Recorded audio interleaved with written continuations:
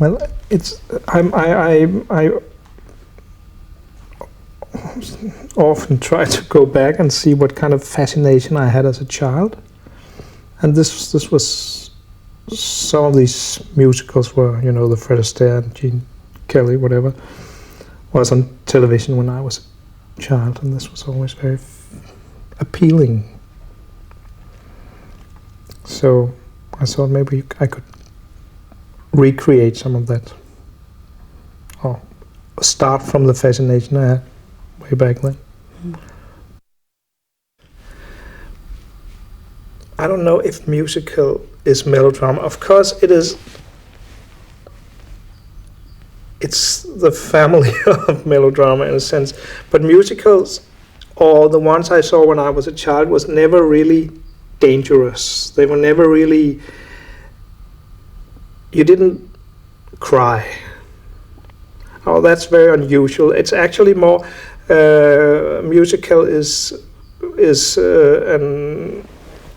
the same thing as an operetto in Danish operette. That is a theater thing, and that has always been characterized by being very light. And these musicals that I started to see were very light. Then of course came a fantastic musical, West Side Story, that was not so light. That was kind of more like melodrama thing, or dramatic story. But no melodrama. I wouldn't call it. It's I think that the essential feeling that they bring to me when I think about it is this lightness, and that's why you can also compare them with the music videos today, because that's kind of lightness is what they bring, because it is a form. It doesn't demand very much of you, almost nothing. It's pleasure just to see it, and no light. Light is a good word. Okay, and by comparison, is Dancer in the Dark heavy? I have tried, or my idea was, I don't know if I have tried or if I have succeeded, but my idea was to put in more melodrama, in the sense that, the difference between an opera and an operetto, is it called an operetto in English? Yeah. Is that the heavy stuff is in the opera and the melodrama is in the opera, whereas the other thing is much lighter. So I've and then again you could say also West Side Story is more of an opera story than Singing in the Rain, where they just, what can they lose, a career? That she loses a career. Debbie Reynolds almost loses a career. Or no, she gets a career. I don't know. Blah blah. It's kind of smaller things normally that happens in a musical. So I've tried to kind of, or I would like to have achieved that you take it seriously in the same way as you do with an opera. And I was told, I haven't been there myself, but I was told that still today maybe some, but some years ago people really cried at operas, right?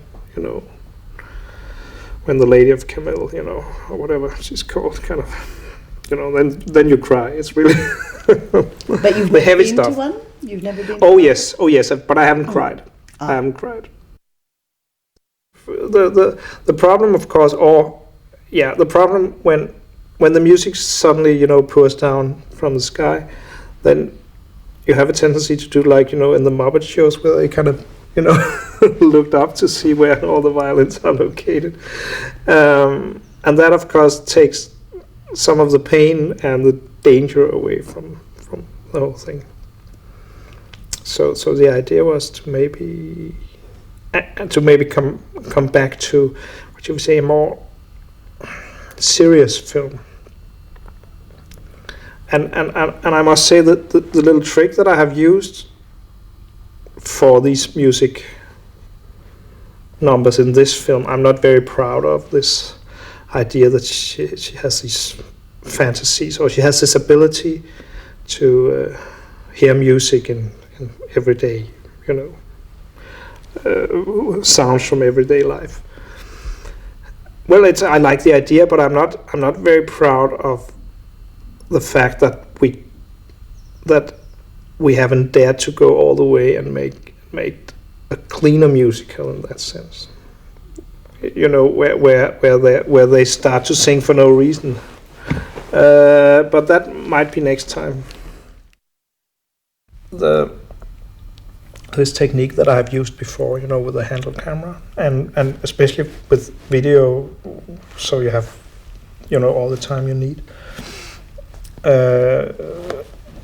is getting away from, you know, the storyboards that we used to do, but also the music, the way we have produced these music scenes. We have tried to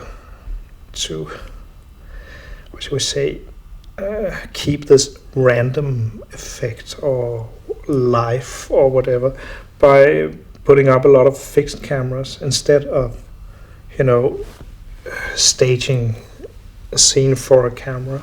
Then we put up a lot of cameras, not enough. We should have used some more, but it was it should enable you not to control the scene, right? So you just put up a lot of cameras and then you get some gifts. Or early on in my career, if I'd made a musical, I would have made it a very traditional way with a lot of tracking shots and craning shots. It's logical. That's how you do it. That's what makes, you know, image and music work together. It's a pleasure. But but now, you know, I have a tendency to put down rules for myself. So I thought, no, let's go in the opposite direction and do only fixed cameras. So this is all fixed cameras. These and remote controlled. No, they're only fixed, and then we get what we. If somebody moves in front of the camera, then we get something. Well, the start of the music, of course, the start of the music is something that has come as a collision between her and me, and she's the one that knows about music, of course, and I know a little about the musicals I saw back then, and the film is about a woman who likes the same musicals as I did back then, and of course it was important for me that there were some themes or whatever, some feelings from these musicals that then kind of also collided with a documentary style, with a character, whatever, and also with some what should we say, Björk style music, and that was kind of the collision I talked about between the. That was the idea all the time. So you never had in your head that it was going to be sort of lyrical Leonard Bernstein type. No, the biggest problem about making a musical is, of course, what music should you put in it, and I had no idea. I had absolutely no idea. So that is where Björk came in very handy, I must say. And I like the music that she has done very much. Some of it I had to learn to like, but I like it very much, and it's a big part of the film. It's not a big part of the story, since the story was you know, written before she came in, but I couldn't have asked for any, you know, better performer and in any way. And no, she has it's an incredible performance, incredible, and it's not acted. I must say that it's not acted. It's felt, and I think that Björk always talks about not a divine power but a mystical power, right? And if there was any kind of mystical power behind this, then it was the fact that the two of us came together on this project. That was kind of mystical in the sense that I think, well, you can discuss the result, but there's so many things that make sense when you see Björk saying the lines that I had written without knowing her, which is, I think, beautiful.